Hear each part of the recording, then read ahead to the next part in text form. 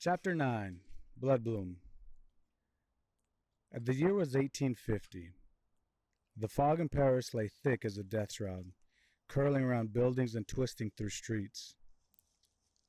Dorian held Elora close as they wound through shadowed alleys, his heart heavy with desperation.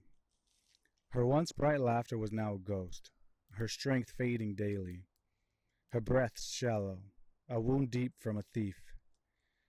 Word had reached him of a man shrouded in darkness who lingered in the city's forgotten corners, offering miracles for those willing to pay his price.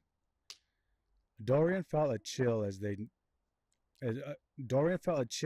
neared a hidden garden, decayed and overgrown with a thorned vine. Rusted iron gates creaked open to admit them, revealing withered trees and tangled ivy that clung to the crumbling statues like dead fingers. Fog crept along the ground, mingling with the scent of rot, as if the earth were waiting to devour them. In the shadow of a twisted tree, a figure emerged, cloaked in robes so black that light itself seemed to recoil. His face was hidden, his form a vague silhouette, but his eyes gleamed, sharp and predatory, glinting like polished bone. A dark grin split his face as he beckoned them closer, his voice rough as gravel. "You seek salvation," he whispered. His words lingered like smoke. Dorian swallowed, the weight of Elora's weakening form reminding him of his purpose. "Please," he said, his voice trembling. "Save her. I'll give anything." The man's gaze moved to Elora, his mouth curling into a smirk. "Anything?" he murmured. "I can help you if you're willing." He extended his hand, and from the shadows a single rose bloomed in his palm. A deep, blood-red flower, its petals dark and glistening. Dorian's heart skipped. The rose seemed to breathe, droplets of crimson forming at the tips of its petals like tears. "Take it," the man murmured, his voice slithering like smoke as he placed the rose into Elora's trembling hand. "She will be yours as long as you remain, but beware. Gifts such as these carry burdens far heavier than you know." Dorian's brow frowned, a tinge of unease prickling his skin. What do you mean? What do we do with it?" he asked, his voice barely more than a whisper. The man's smile curled wickedly, eyes gleaming from his shadowed face. "Leave it by her bedside every night," he hissed, each word lingering with a sinister resonance. "The crimson will do the rest." A dark and cold laugh escaped the stranger's lips as he stepped backward, melting into the shadows, his form dissipating like mist. Dorian and Elora stood alone, staring at the rose, its dark petals shivering faintly as though the flower was drawing breath. Elora regained strength in the days that followed, her cheeks flushed, her laughter filling the air. Dorian's heart soared, his hopes rekindling with each passing moment. Yet at night, as darkness blanketed the city, a strange aura seemed to cling to her, an otherworldly glow that he could not ignore.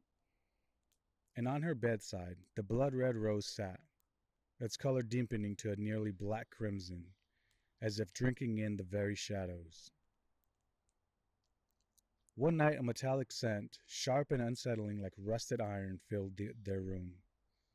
The rose's petals seemed to quiver, and a thick bead of dark and vicious liquid dripping from its edge, staining the table with crimson.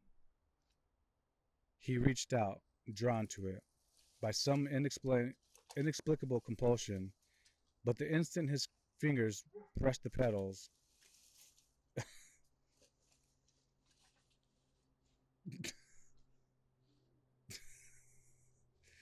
um, don't put too much, you're gonna choke it out. Yeah, fuck, where were we at?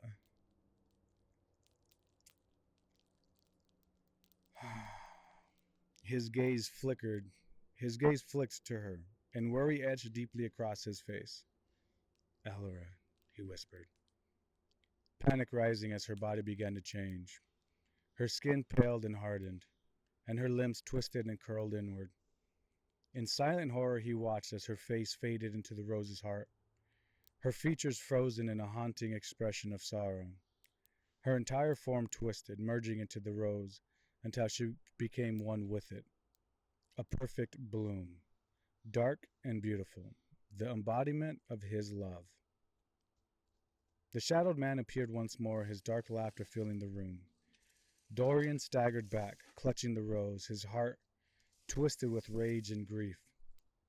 She is yours, as you wished, the man murmured with a cruel grin. But you, Dorian, are bound by your choice. For seeking to escape death's grasp, you will never meet her again, not in life nor in death. Enraged, Dorian lunged at him, but the man only laughed, whispering a curse as dark as night. You will walk this earth as a creature of shadow, he hissed, his voice like poison. Monsters will follow your steps, drawn to your soul. We'll wait for the plane. Helicopter, should I say? Son of a gun.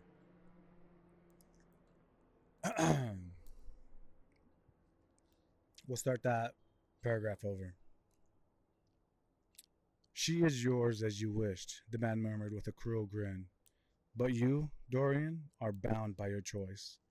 For seeking to escape death's grasp, you will never meet her again, not in life nor in death. Enraged, Dorian lunged at him, but the man only laughed, whispering a curse as dark as night. You will walk this earth as a creature of shadow, he hissed, his voice like poison. Monsters will follow your steps, drawn to your soul. Every corner you touch, every place you stand will darken, pulling you further into the abyss. The room fell silent. Shadows seeped from the walls, crawling toward Dorian, their jagged forms clawing and shifting as the man disappeared. Dorian felt the crushing weight settle over him, the promise of eternal darkness. The year was 1990. Shadows clung to Dorian's castle like loyal sentries, draping every turret and stone as if they belonged there. Eloise, the new delivery driver for the estate, felt an inexplicable pull toward the ancient grounds. She'd heard the rules well enough. Deliveries were always to be left at the castle's grand doors, never brought inside. Food, beverages, cleaning supplies, all items on the list made it to the threshold, untouched beyond the doorway. But the castle called to her in a way she couldn't ignore. Its gardens' paths were rich with history. The towering walls radiated a timeless weight, and a strange invitation seemed to hang in the air, coaxing her to explore. On her fourth visit, she wandered deeper until she found herself in a hidden garden, the quiet sound of trickling water from a pond drawing her closer. At the garden's heart stood the most exquisite statue she had ever seen. The marble was pure, almost luminous in the dim light, and the figure was carved with painstaking detail. Every curve, every fold of the gown clung to the body as if the statue itself might breathe. An intricate carved garland of roses wound its way around the statue's form, each bloom crafted with such care that the petals seemed to shiver in the breeze. Circling it, Eloise's eyes fell on a small stone bearing an inscription. In memory of Ilera, beloved, eternal, transcendent, may this marble bear the beauty of a soul that time could not dim, and roses cradle her memory and bloom eternal. She shivered, feeling a chill like the statue was watching her, silently bearing the weight of centuries. Unbeknownst to her, someone was watching from the terrace above, eyes heavy with time, a gaze dulled not by life but by the endless darkness of the night. As Eloise left the grounds, an unsettling feeling trailed her steps. She sensed eyes upon her, but every glance back revealed only shadows. She took it off.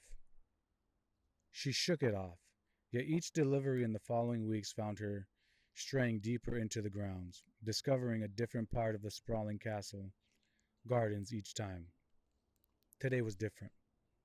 She found the castle doors open, almost welcoming, as if they had been left ajar just for her. Stepping inside, she was greeted by a strange glow, not sunlight, but a silvery luminescence that clung to every wall, casting the entryway in an ethereal light. To her left, a staircase spiraled up the east wing, and to her right, a passageway led to the den. But the grand staircase before her beckoned, leading to a high terrace that overlooked the grounds. As she climbed, the winding stairs grew darker and heavier with each step, a weight seeming to press down on the air, quickening her heartbeat. At the top of the stairs, a door stood slightly ajar. From within, a faint pulse seemed to throb, a rhythm that matched the eerie silence of the corridor. She stepped closer, her fingers trembling as she nudged the door open. Inside, she saw a single blood red rose blooming in solitude, its petals dark and vibrant, as if drenched in a crimson ink. The rose seemed alive, each petal pulsing with an unnatural rhythm. Dark drops formed at the edges, trailing down like tears, pooling on the surface of the table beneath it. Eloise's breath caught and she moved closer, her eyes locked onto the haunting bloom, entranced by its beauty. The air around her grew colder. The weight of the castle seemed to press in. Yet she was captivated, unaware of the shadows gathering just beyond the door, watching her every move. Dorian watched from the shadows, cloaked in the cold darkness of the castle. He had seen others come and go, workers and drivers, each casting only wary glances before fleeing, their footsteps echoing like heartbeats through the empty halls. But this one, Eloise, she was different. She wandered the corridors, exploring hidden gardens and forgotten rooms with a quiet curiosity that none had dared before. She walked his castle grounds as though they held no terror for her, as though the shadows that clung to the walls were merely tricks of the light. He lingered in the doorway, his eyes fixed on her as she approached the solitary blood rose in the dim, silent room. She leaned in, her breath misting slightly in the cool air as she examined the rose's trembling petals, her fingers hovering close as if entranced by its impossible beauty. Dorian felt something stir within him, a warmth he had not felt in years, perhaps centuries. A spark buried long ago, now flickering back to life. He took a silent step closer, careful not to disturb her, yet she sensed nothing of his presence. The shadows shifted around him, thickening in anticipation, and crawling up the walls like dark tendrils. But they didn't touch her. Instead, they seemed to pull back, granting her space as if silently acknowledging her courage and the warmth that radiated from her presence. Dorian's gaze softened as he watched her, captivated by how she moved through his world, unafraid, her eyes wide with wonder. Her presence seemed to breathe life into the empty halls, a presence he hadn't known he needed until this moment. Where others had shrunk back from the cold and darkness of his existence, she seemed to invite it, to embrace the mystery hidden within the castle walls. For the first time in an eternity, he felt something stir within his chest, something more than a hollow ache of solitude. It was a flicker of longing, curiosity, and hope. He was almost startled by the sense that a piece of him could still come alive after all this time. From the corner of the room he continued to watch, the pale glow from the single candle casting long shadows over his figure, obscuring him from view. He observed the way she gently reached out to the rose, her fingers nearly grazing the dark, pulsing petals. Her fascination with the flower mirrored his own, the blood rose that held more secrets than she could imagine. He could feel the rhythm of her heartbeat, steady and warm, the pulse that seemed to echo through the room's silence, filling it with a life he had not yet the he, filling it with a life he had not felt in years. And then, as if sensing something beyond her understanding, Eloise straightened, her gaze shifting toward the shadows where Dorian stood, unseen but not unfelt. Her eyes lingered in his direction, an uncertain look as though she were aware of him, aware of some hidden presence, watching her with an intensity that neither the rose nor the silence could contain.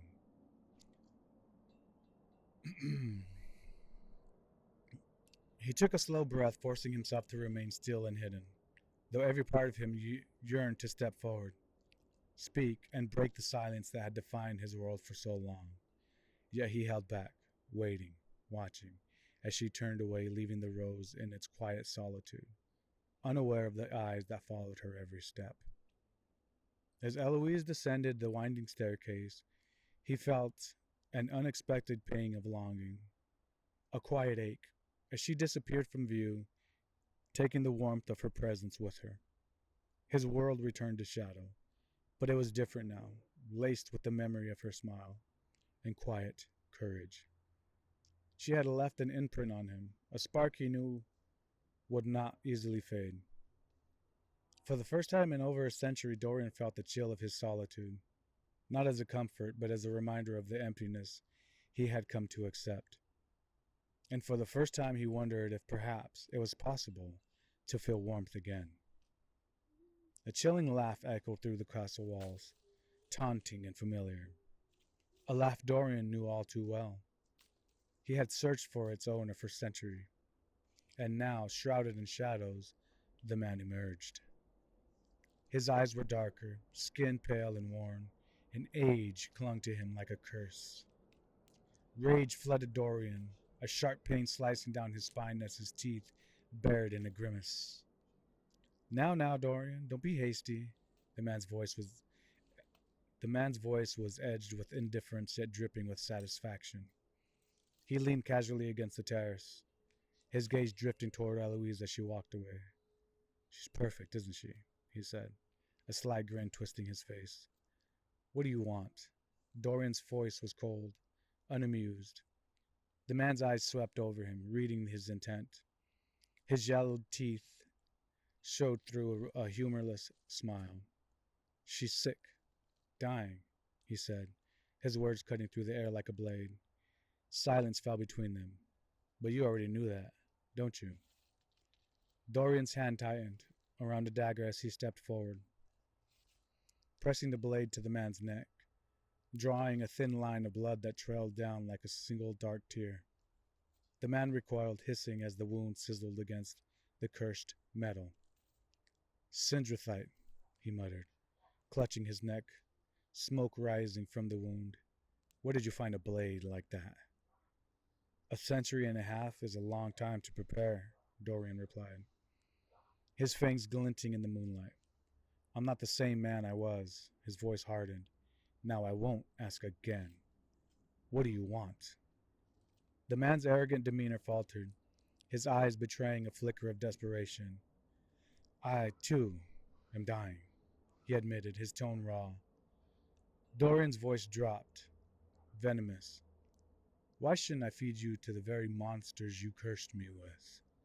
You bound me to this place. Death no longer claims me, yet life feels just out of reach.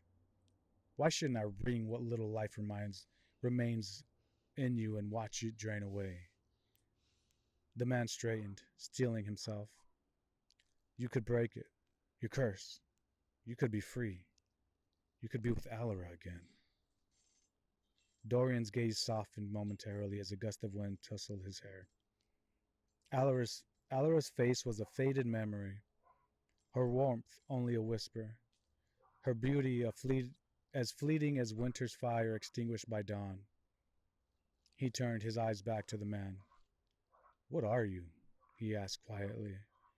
The man's expression turned contemplative. I was once like you, he murmured, as if searching for fragments of his own lost humanity. That was a long time ago. The amulet you wear, where does its power come from? Dorian demanded. The man hesitated, his eyes hardening.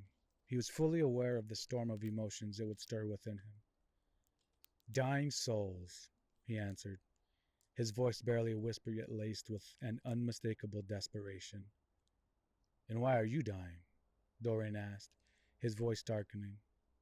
The man's hand drifted to his head as if recalling a curse of his own. I am bound, as you are.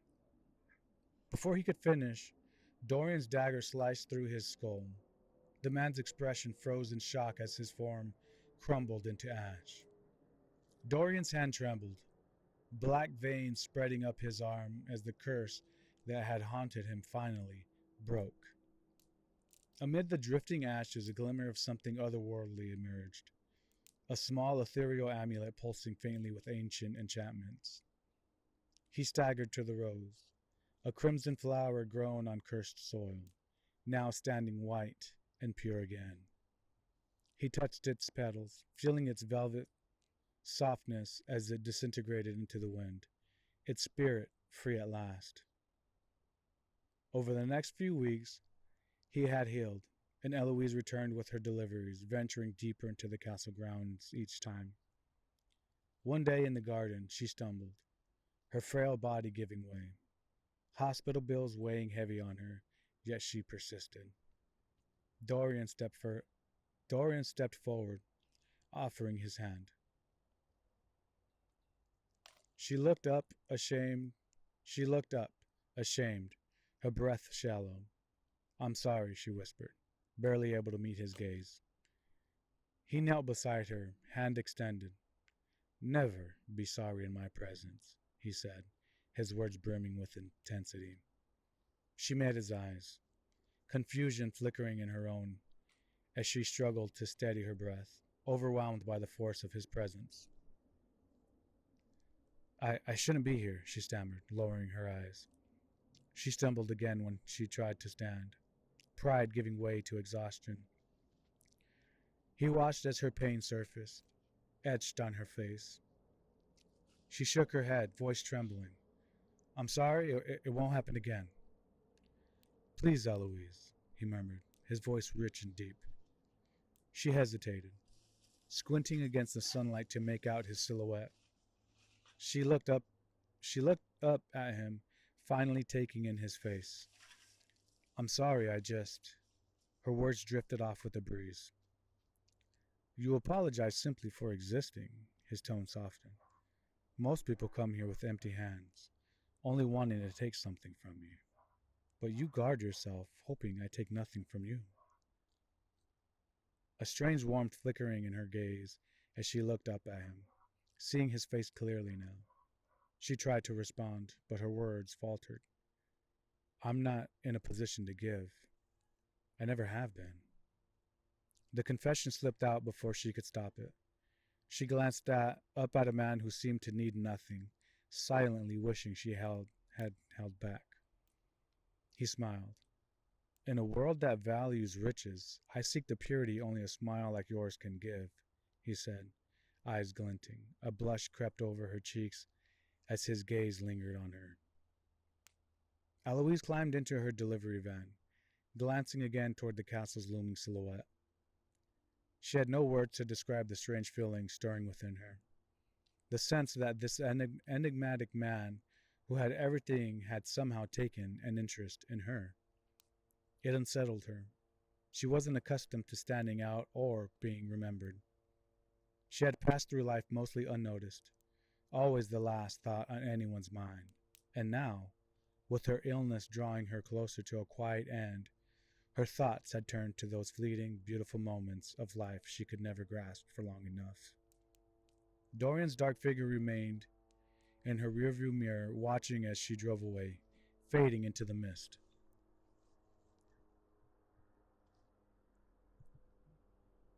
There it is. Damn helicopter.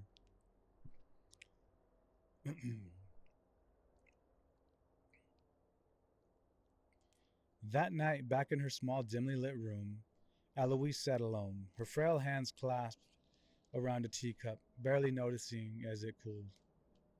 The bedside lamp flickered, casting her reflection in fractured shadows on the wall, mirroring the flicker of hope that had all but left her.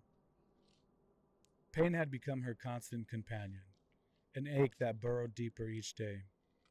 She had grown weary of the hospital's sterile smell and the shallow platitudes of doctors who tried to conceal the inevitability she had long since accepted. Her days had blurred into endless gray and routine. Endless gray, a routine of restless nights and lonely moments punctuated by faint memories of happiness she could barely touch, remnants of a life now unreachable.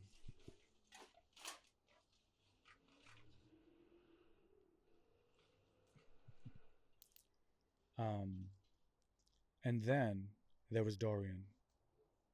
The thought of him broke through her darkness, igniting something foreign, a spark.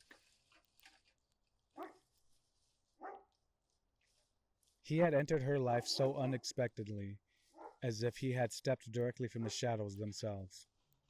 He stepped into her life as if born from the shadows, a figure draped in darkness and mystery.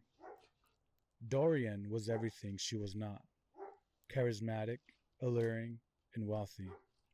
His eyes glinted like polished onyx, and when he smiled, it was with a confidence that was both intoxicating and terrifying. Yet he was gentler with her than she had ever known. For the first time in years, she felt seen, as if she were more than just a fragile body slipping away. A sudden knock on her door jolted her back to the present. She wasn't accustomed to visitors, especially at such an hour. She hesitated momentarily, a familiar pang of dread creeping in. But she stood and opened the door, her breath catching as Dorian appeared on her doorstep, filling her small space. "Good evening, Eloise," he said softly as his voice a velvet whisper that seemed to wrap around her. His gaze held warmth, a strange light that brightened even her darkest thoughts, his fangs glinting in the moonlight. "I know you've been searching for something. A cure, perhaps." That was chapter 9, Blood Bloom. What do you think? Like an 8 out of 10, kind of. 8 out of 10? Really? Yeah, Dang, that's a high score. it's a little good. It's a little good? Yeah. Okay, I'll take it.